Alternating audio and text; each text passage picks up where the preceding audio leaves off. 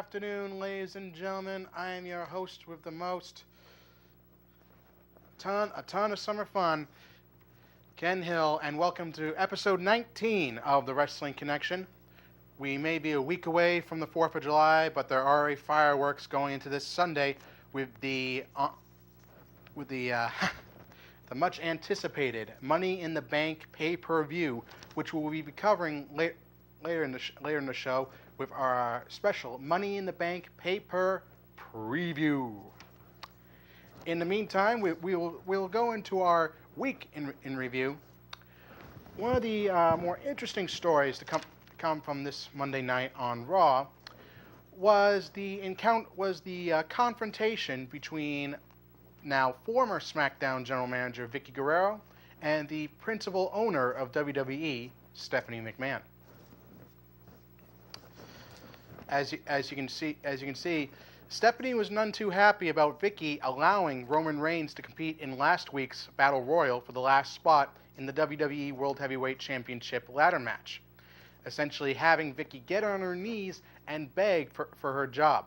Stephanie ended up deeming her pathetic, in her words, and accused her of riding her late husband Eddie Guerrero's coattails when they took pity on her by offering her a job with WWE since 2006.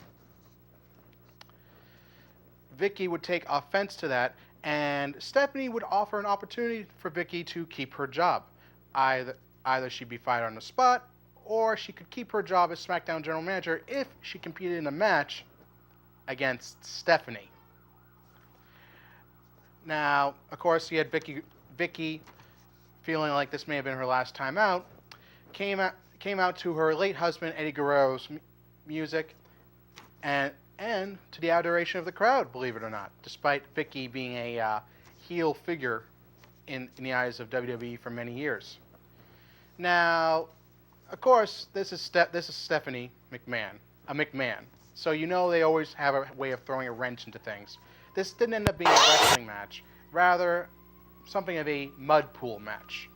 And Stephanie wasn't dressed to compete, rather she brought out 3 divas to do her dirty work for her, so to speak.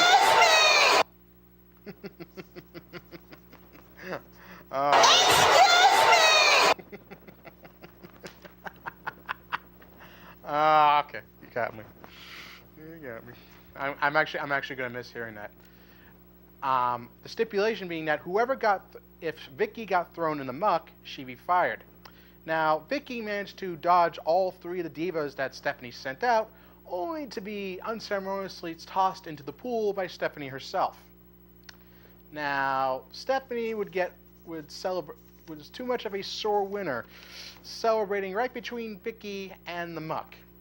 And Vickie, realizing that she no longer had a job, also realized she had nothing left to lose, and unceremoniously tossed the principal owner of the WWE, and she went for a nice, relaxing mud bath swim.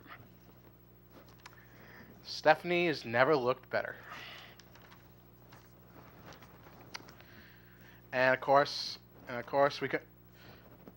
like any Guerrero who knows how to lie, cheat, and steal, Vickie ended it with a classic Latino heat shimmy in honor of her late husband. God bless you, Vickie, and Godspeed. Changing gears now, we had the Money in the Bank ladder match coming up. Seth Rollins was already announced as the first entrant, and there were several other entrants announced. One of those being Rob Van Dam, a former Money in the Bank winner from 2006. RVD had some surprisingly harsh words for Rollins, and vice versa. And the two, just like any 2 wrestlers with an issue, settled in the ring. It was a surprise, and the surprise of no one, between RVD and Rollins, it was a highly athletic contest, many high-flying maneuvers. As you can see here, RVD nailing a spinning DDT off the top rope. Very impressive for someone at RVD's advanced stage. Rollins would close in though on the victory. You see RVD here with an impressive leg roll-up, getting a near fall. Rollins would eventually come out on top with the curb stomp, But a certain former friend and former member of the Shield got the jump on Rollins. Boo! Oh, this, of course, but Dean Ambrose coming out of the crowd to the delight of everyone, getting the jump on Rollins, is the traitorous member of the Shield, and sent Seth scurrying up the ramp. Now, Ambrose had some not so nice words for Rollins himself. He was tired of Rollins getting away at every turn. He was tired of Rollins just escaping his grasp before Dean could truly get his hands on him. And Ambrose, apologize for that, ladies and gentlemen. We have thank you. Dean was tired of Rollins always seemingly slipping away at the last minute, and promised that he would get his hands on him one way or another at Money in the Bank, promising that even if he wasn't in the ladder match along with Rollins, he would find a way to get to the pay-per-view. He would interfere. He would climb up the ladder. He would steal the briefcase, and he would ruin the entire pay-per-view if it meant getting back at Rollins. This forced Rollins' hand. Seth Rollins' hand. He went to the COO Triple H, and essentially forced Triple H into letting Ambrose into the Money in the Bank ladder match, where Rollins could quote-unquote keep an eye on him. I am the game! See, that he is. But seems like Ambrose is playing some head games of his own with the COO and Rollins. Was this a smart move by Rollins, convincing Triple H to let Ambrose into the match? Or was this Ambrose playing some mind games of his own with the cerebral assassin himself? It remains to be seen coming up this Sunday. Now two of the competitors announced for the Money in the Bank ladder match were the show-off Dolph Ziggler, who I'll be highlighting later on, and the Intercontinental Champion, the bearer of bad news himself, Bad News Barrett. They had a highly competitive Intercontinental Championship match, Dolph Ziggler, having pinned Barrett in a non-title match this past Friday on SmackDown, received a championship opportunity against the Englishman Brawler, and it was a hotly contested match. Several near falls, both men hitting their signature maneuvers, and it seemed like Dolph was closing in on the Intercontinental title. It seemed like he was closing in, and it seemed like many times that either man couldn't put the other away. You see Barrett coming off here with a devastating elbow drop onto Ziggler onto the outside. You have Ziggler hitting a top rope facebuster, which picked up a near fall for the show off. Barrett even hitting his signature wasteland maneuver, and couldn't quite put the show off away. However, as Ziggler was coming in for another corner splash, Barrett got that patented bullhammer elbow, that feared bullhammer elbow, smack dab into Ziggler's face, cocking him cold and knocking him out for the pinfall, and able to retain his Intercontinental Championship going into this Sunday. Now, as for the WWE World Title ladder match, the big story here is Roman Reigns being the match. Now, while Triple H certainly did improve, and he could have just as easily pulled Reigns out of the match, Triple H had another idea in mind, announcing at the last minute that Kane would be the latest entrant into the Demon Kane would be the latest entrant into the Money in the Bank ladder match. Now, of course, this was considered a be-all, end-all threat to all the superstars involved in the match. As you can see here, Kane having already laid out John Cena, Sheamus, and others with choke slams abound, but Roman Reigns would be having none of that, as right after Kane set off his pyro after show Happy comments. birthday, Grandma. Okay. Our crack sound effects team at work. Reigns would lay out Kane with a spear and show to Triple H the true symbol. It's of peanut dominance. butter jelly time. Are you guys done yet? Are you guys done? Are we good? Any more jokes? Get them out of your system now.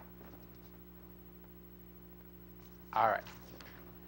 Reigns would show his dominance to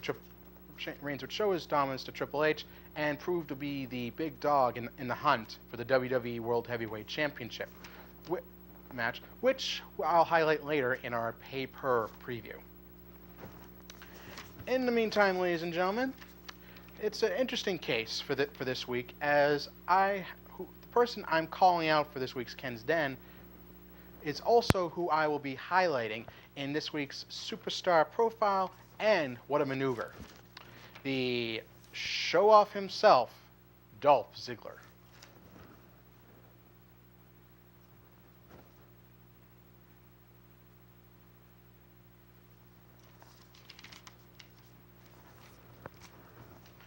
As you can see, Don't. once again, our producers at work.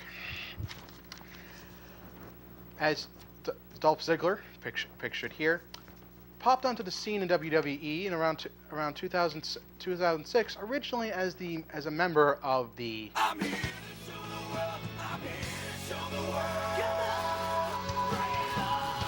I gotta admit, this is one of my favorite songs.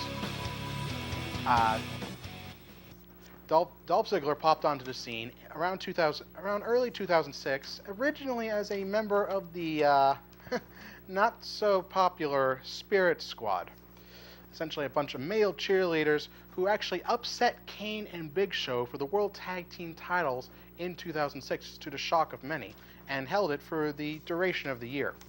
However, shortly after they lost the tag team titles, the bulk of the Spirit Squad would find themselves back down in WWE's developmental program, where he, Dolph Ziggler, aka Nick Nemeth, was repackaged as Dolph Ziggler and sent back up to WWE in 2008.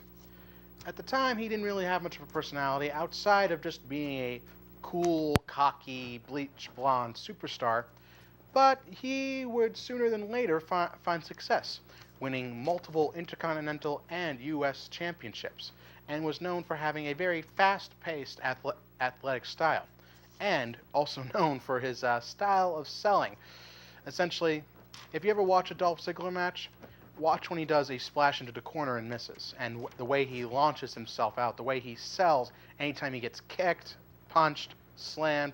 He makes it look like he's being jettisoned out of a car in a car accident.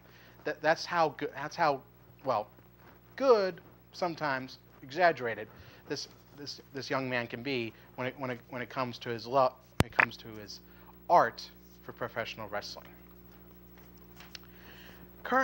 Like I said, Ziggler is a multiple-time Intercontinental and United States champion. He has also held the World Heavyweight Championship on 2 separate occasions. The first time for a sparse 16 minutes. The second time coming after he won the Money in the Bank briefcase, and the night after WrestleMania in 2013, cashed in the briefcase against the current then champion, Alberto Del Rio, pinning the erstwhile champion to claim his second World Heavyweight Championship. However, Ziggler's second reign wouldn't fare as much better than the first, only holding it for 69 days until losing it back to Alberto Del Rio. Currently, Ziggler is competing in his fourth Dolph Ziggler. His fourth Money in the Bank ladder match, and he hopes to repeat the same success that he did in 2013. However, there are a couple of things concerning Mr. Showoff that I'd like to cover in Ken's Den.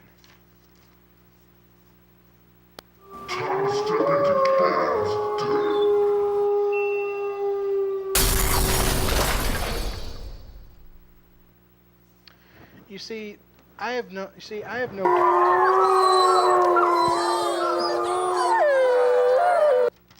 We already did the howling, guys. That was what the opening segment was for. That's gonna be me when I get into that room in 20 minutes. Anyway, moving on.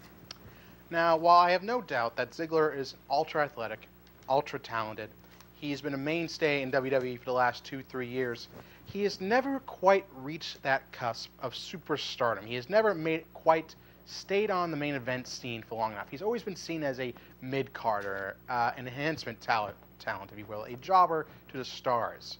While he's been good with it in his mediocrity, he's never quite carved his niche into the main event scene like he's like to.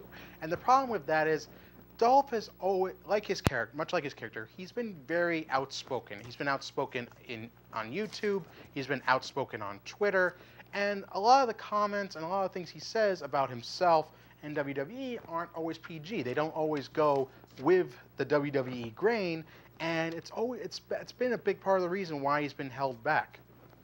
Politics do play a factor into professional wrestling, like it or not. And Dolph doesn't seem willing to play that game. He just seems to be wanting to get by on his athleticism and his skills and his popularity, his connection with the audience alone. You gotta have the political savvy. You gotta have the backstage savvy if you want to make it in professional wrestling. The other thing is, I see he has the passion. He has the edge. I've seen it in his promos. I've seen it in his backstage promos. If you look up Dolph Ziggler backstage promo, you will see some of the most passionate words I have ever seen anyone speak. He knows how badly he wants in the main event scene. He wants it. He needs it. He craves it. But the bottom line is, he needs to wisen up.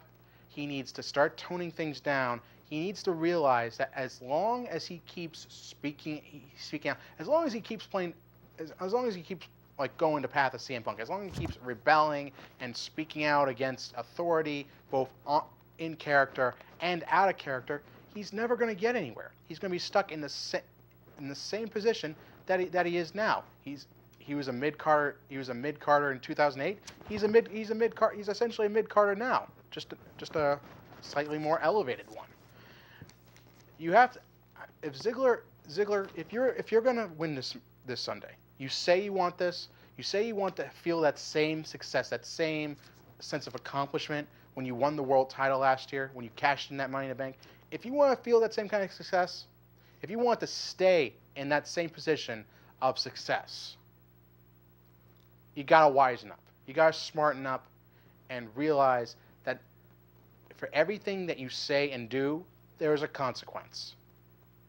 And no matter how athletic you are, no matter how talented you are, you could be the most talented guy, in the locker room. The reality is, it's not going to happen.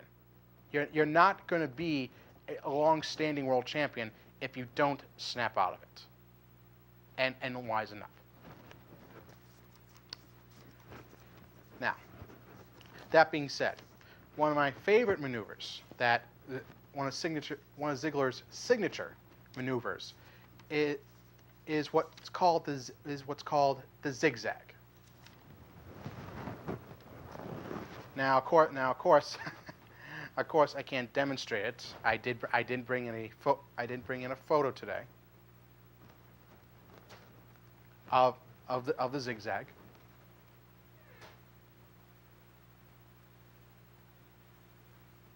Thank you. You can see here in that crowning moment when he hit the zigzag on Mr. Del Rio right here to win his world title. As you can see, the zigzag is something of a jumping reverse bulldog, where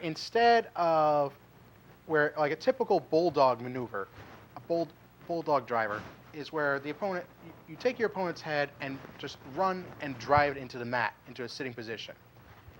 In this case, as you can see here, Ziggler pulls back on his opponent, slamming the back of their head into the mat and going back with them.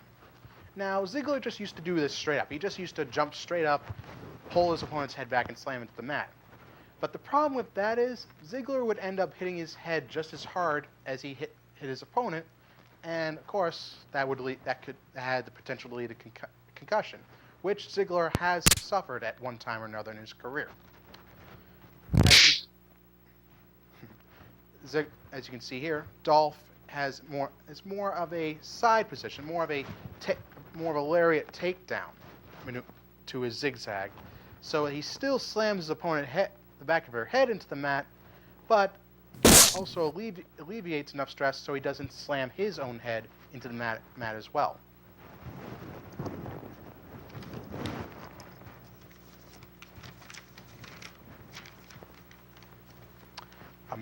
A fantastic move with a lot of snap, and it looks really cool too. Now, ladies and gentlemen, right before we go into our paper preview segment, it is now time for a little education, a little journey into the Kencyclopedia of professional wrestling. I like to call Pro Wrestling 101. And this week, I like to enlighten everyone on the terms of professional wrestlers, the tiers, the levels of professional wrestling. Now, at the bottom, you have your jobbers, who are essentially they could be local talent, they could just be established talent, just tossed out there for a monster heel or a more established, more high level superstar just to polish off and look good and dominant. You have your ham and eggers, which is I know it sounds like a really tasty term. It was actually coined by the legendary manager and announcer Bobby the Brain Heenan, who defined ham and egger as someone who essentially was a jobber who barely made enough doing their job to have enough for a ham and egg breakfast. Very witty. Now, of course, you have your low card, essentially wrestlers that go on at the beginning of the match. Low carders, they get the audience warmed up. They get a match. It's usually the match that goes on first, like for Monday Night Raw or Friday Night SmackDown, or even for a pay-per-view. A match that really gets the blood flowing through the audience. It gets the crowd going. They can be just as essential to the beginning of a show as the main eventers can be to the end of it. Now, of course, you have your mid carders, which usually make up the bulk of a wrestling roster. Essentially, mid carders can be anywhere from tag team champions to intercontinental champions, United States champions. And I mean, the main problem with mid-carders is it's usually in the middle of the show. Usually when people are starting to think about getting up, they want to, maybe take a bathroom break. They want their job is to essentially keep the audience wrapped into the match, keep them interested, keep the mood of the show going. Because I mean, if you have a little bump during the middle of the show, if you have like a big emotional promo, you have a big emotional moment, you want to have a mid-card match to sort of dial things down, get people back into the mood, into the overall happy mood of the show. Now we move on from to mid-carders, of course, to the main event. Now, of course, in the main event, you have your top tier superstars. You have your main event superstars like, say, John Cena, Brock Lesnar, Randy. The champ is here. Oh, he's gonna. Oh, I wish the champ was here. We'd probably get more ratings. Like I said, like John Cena, like Randy Orton, essentially. Their part in the show is the build up to it's the big finish. It's the big climax of the show. You want to have a big main event. You want to have the biggest possible finish possible, whether it's a main event promo or whether it's an actual main event wrestling match. Like you want to have something impactful. You want to have something that sends the crowd home buzzing. Sends them home happy, sends them home buzzing. Just as long as you send them home like with the memory of the show. That the memory of the show is burned into their head. They'll remember it for weeks or even months to come. And that, ladies and gentlemen, is the end of today's lesson on Pro Wrestling 101. Now, it is time for our Money in the Bank pay-per preview. Money, money, money, money. Now, the Money in the Bank pay-per-view has been, the Money in the Bank concept has been very popular in WWE. The concept itself was first originated in 2005 by legendary wrestler Y2J Chris Jericho. Essentially, as an original concept where 6 superstars would compete in a ladder match to pull down a briefcase, which had a championship contract for a world championship match up to anywhere. It could be cashed in anywhere up to 1 year. Essentially, whoever won the briefcase, the contract was as good as gold. You could cash in on Raw, you could cash in on SmackDown, you could cash in at the next pay-per-view. If you had the patience of Job, you could even keep the contract all the way to next year's WrestleMania and find yourself in the main event. Now, of course, we've had several popular shocking cash-ins over the years. You've had Edge in 2005, the first Money in the Bank winner. You had Rob Van Dam in 2006. I am awesome. that he is the rated R superstar. The truth. For me, failure is not an option. It never was. I am the rated R superstar. Having fun in there, guys? Anyway, it's the Money in the Bank. The Money in the Bank concept has provided for some of the many shocking moments over the years in WWE history, and this coming Sunday proves to be no different. As for the first time at the Money in the Bank pay-per-view, there will be a ladder match to determine a new WWE World Heavyweight Champion, along with the traditional Money in the Bank ladder match.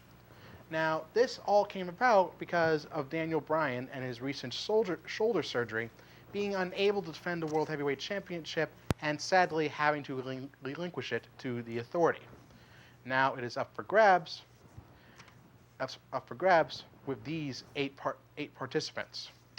But first, we start with a very interesting Divas Championship match between the current champion, Paige, and one half of the Funkadactyls, Naomi. Now, Naomi has proven in recent months to be one of the most athletically challenging super divas in the division, and even pinned Paige on a recent episode of Raw, proving her #1 contendership for the Divas Championship. However, the little monkey wrench in this plan is Naomi's partner in crime, Cameron, who is upset that she isn't being taken seriously as a threat to Paige's Divas Championship. Now, how Cameron will play into this remains to be seen. However, I can't imagine that this will be a straight up one-on-one match, as I see Cameron getting somewhere involved during this match to either cost Paige a championship, or think that since she believes that she is more deserving of a championship match than Naomi, cost Naomi her title opportunity, opening up the potential for a triple threat match Divas Championship later down the line. So in that same vein, I predict that Paige will retain her championship under dubious means. We move on now to a another Divas match with a bit of a twist. You have Summer Rae versus Layla.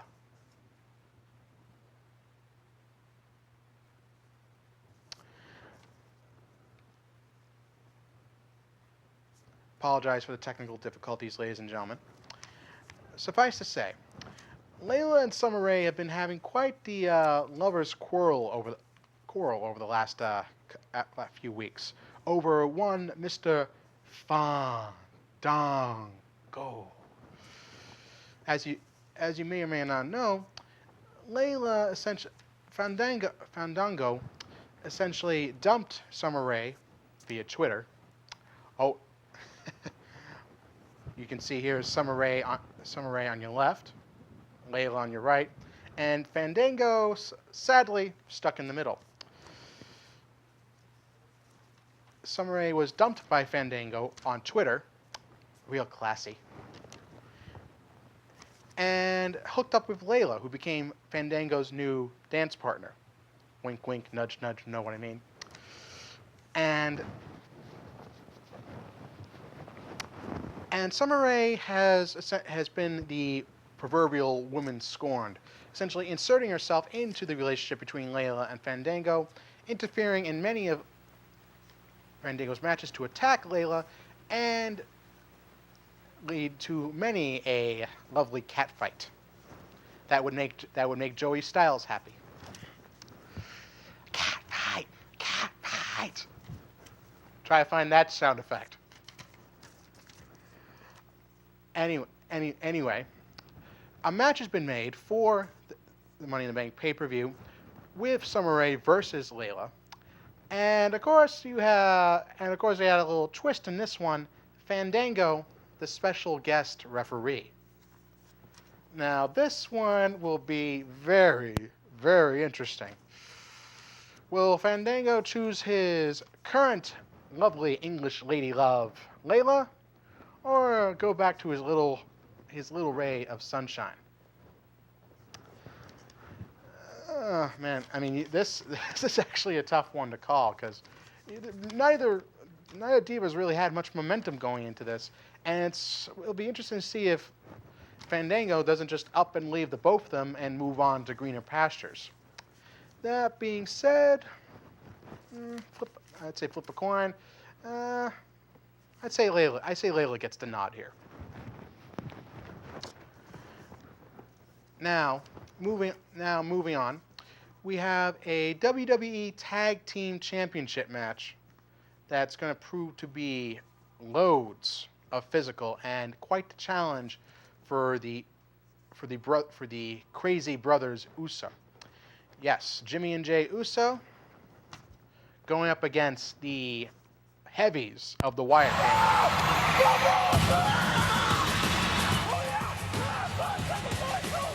Yes, the sound you hear is the traditional Siva Tau performed by the Usos for every match, supposed to promote intensity, fire them up, and intimidate their opponents.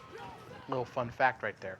You have the Usos, tag team champions, going up against the heavies of the Wyatt family, Luke Harper, and the lovely Eric Rowan, adorned in his sheet mask.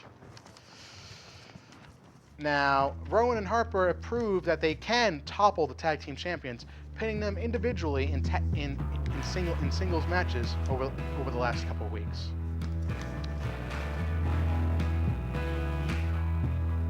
Catching flies in his mouth.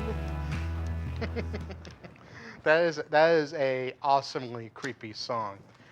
Actually, the funny thing is, this past Monday, Rowan Harper came out to a completely different set of music. He actually came out to harmonica playing of "He's Got the Whole World in His Hands," which pretty much sounded like they did it themselves. It was interesting to say the least. But that being said, Rowan and Harper are proven to be the greatest challenge, the greatest physical challenge that the Usos have faced for their tag team titles. Now, considering that the Wyatts could win the tag team titles, and that Bray Wyatt, who's in the WWE World Heavyweight Championship ladder match, could come away with the WWE World Heavyweight title, we could see the Wyatt family come away with all the big gold belts after this Sunday. and we could see, and their movement, and their Wyatt movement could spread, and Bray Wyatt could really have the whole world in his hands come this Sunday. That being said, the Usos have turned away the Wyatt family before, but I mean, the Wyatts have just got a lot of momentum going into this. I just got a strange feeling that there's going to be a big night for the Wyatt family, so I pick Harper and Rowan to take the belts.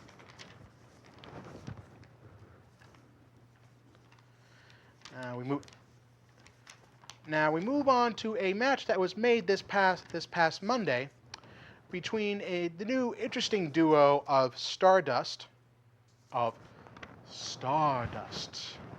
when you wish upon a star, and Goldust, going up against the stepbrother team of Ryback and Curtis Axel, Rybaxel. Cody Rhodes has once again reinvented himself. A surprisingly good mashup. I like it. A little Mr. Perfect, a little punk rock. It's pretty cool.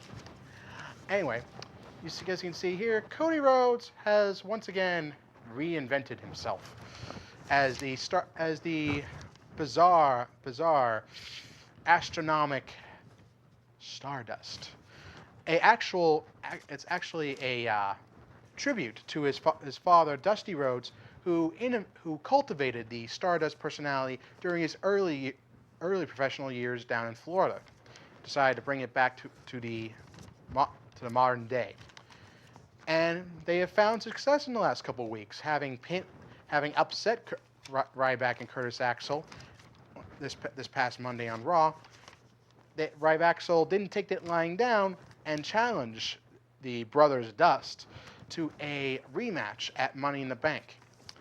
Now, this will be interesting to see, because I had talked over the last few weeks about it seemed like that Cody was ready to break off from Goldust, forge his own path, possibly towards the WWE World title, and yet it seems like that he's willing to do anything to remain with his brother to help their team find success.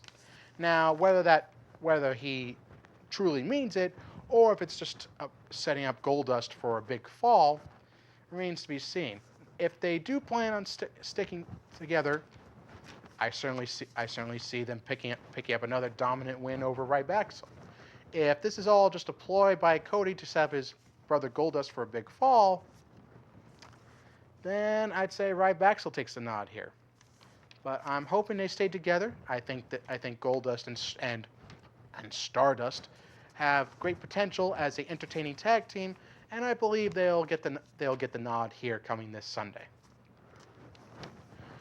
Now, moving on to the two big main event matches for Money in the Bank, we first have the traditional Money in the Bank contract match.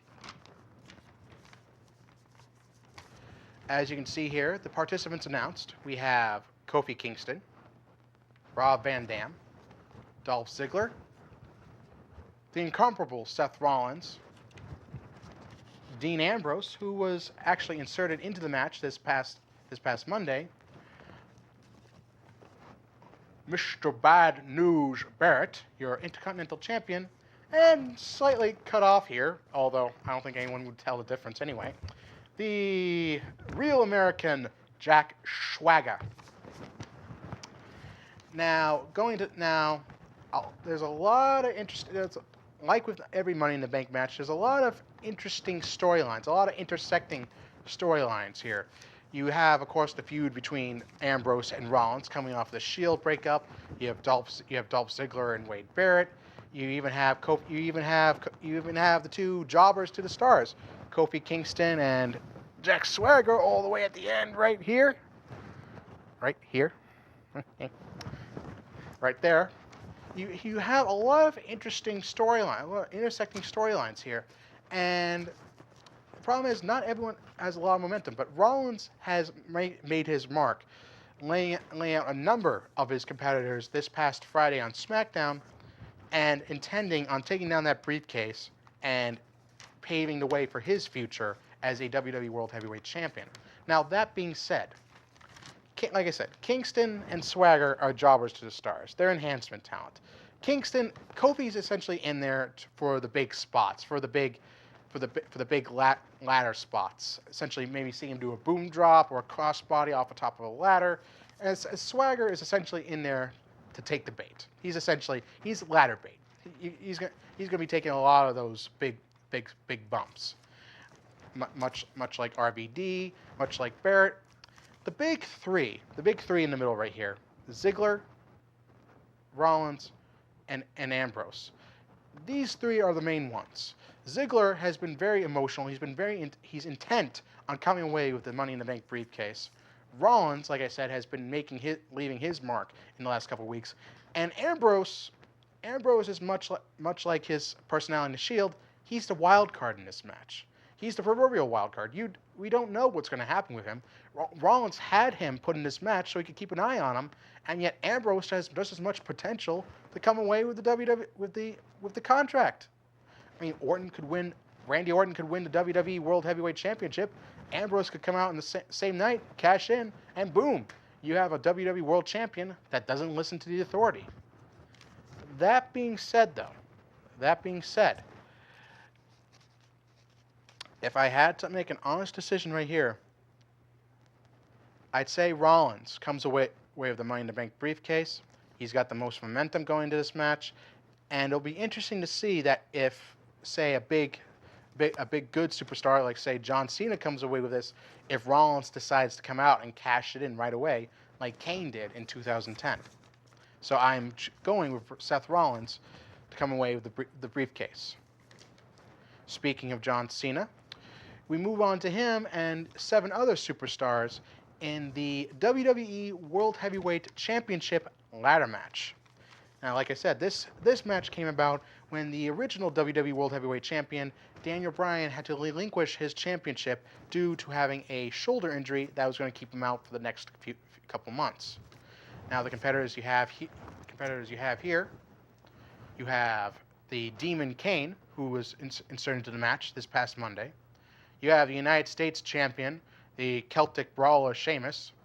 You have Alberto Del Rio, i.e. hasn't been relevant in the last 2 years. You have the Swiss Superman, the King of Swing, and the Paul Heyman. Oh yes, my other client besides the one who was the one in 20-1 and ended the Undertaker's undefeated streak. You have that other Paul Heyman guy, Cesaro. You have the dominant Mr.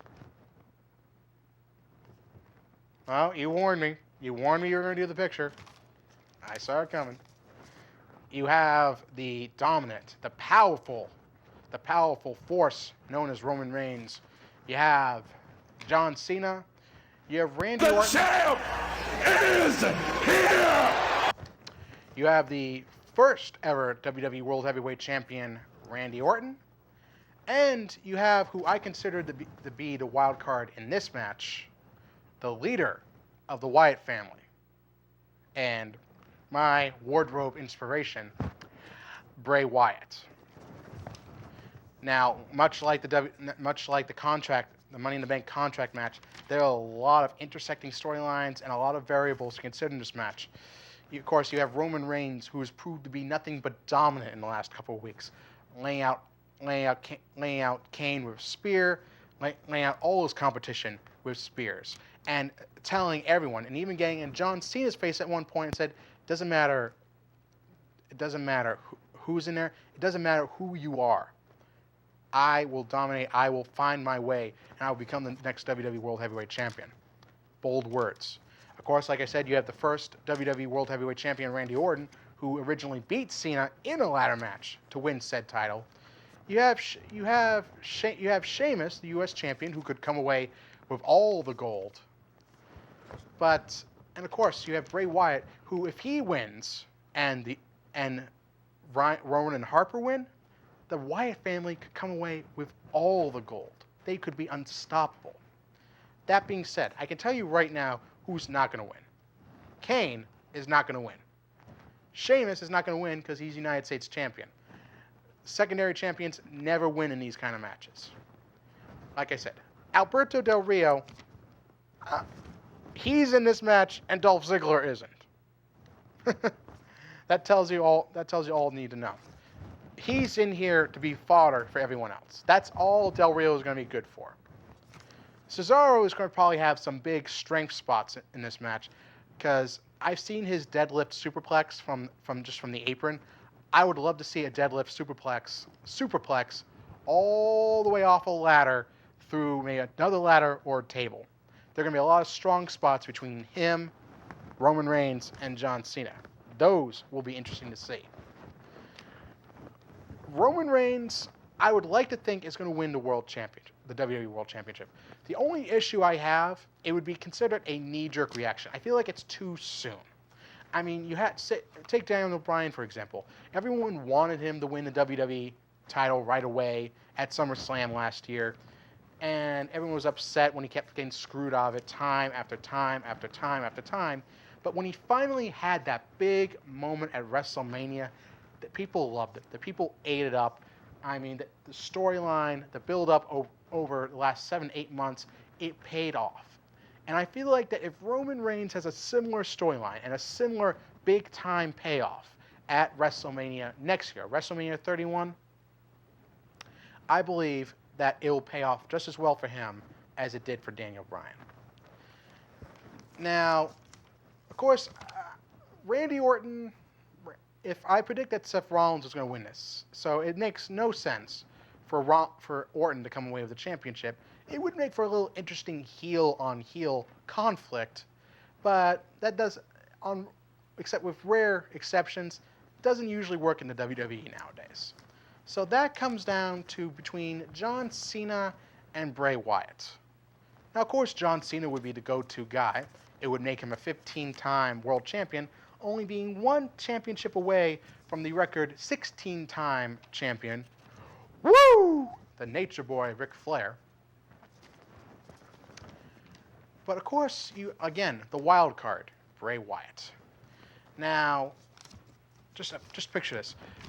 The Wyatt family tag team champions. Bray Wyatt, WWE World Champion. He's over with the audience. He has a connection with them. He's great on the mic. And he could be proved to be a daunting challenge for anyone who wants to step up and challenge him for the WWE World Championship. And since he and Cena have already feuded several times over the month, this could be just the thing to reignite their feud, except this time it'll be for even bigger prize for the WWE World Heavyweight Championship. So that being said, I am staking my claim on this. Your new WWE World Heavyweight Champion will be Bray Wyatt.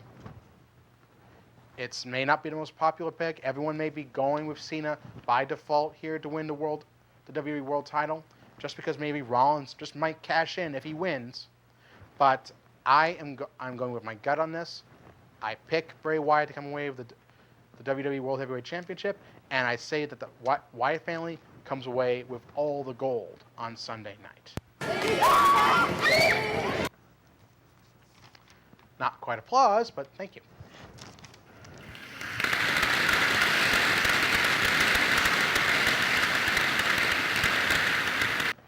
Well, ladies and gentlemen, that is our show for today. Now, if you'd like to send me your own predictions, and if you have any questions about the show or the upcoming Money in the Bank pay-per-view, you can email me at wrestlingconnection@gmail.com. That's wrestlingconnection with a Kenn, connection, at gmail.com.